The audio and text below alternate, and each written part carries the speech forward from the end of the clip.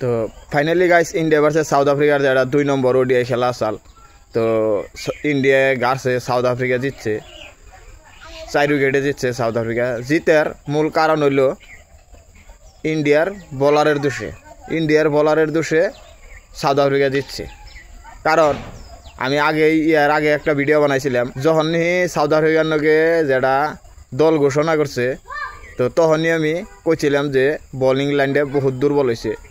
তো আজকে তার প্রমাণ হয়ে গেল, বুঝছেন? আজকে তার প্রমাণ হয়ে গেল।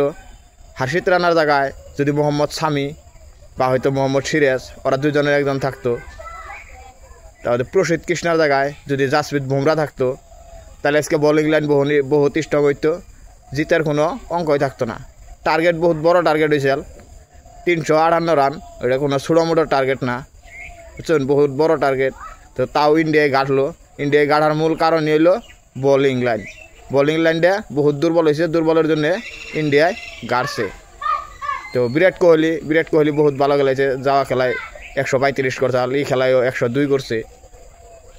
তো তারপরেও খেলা গাঁটলো। তো ভিডিওটা যদি ভালো লাগে ভিডিওটা শেয়ার করবেন।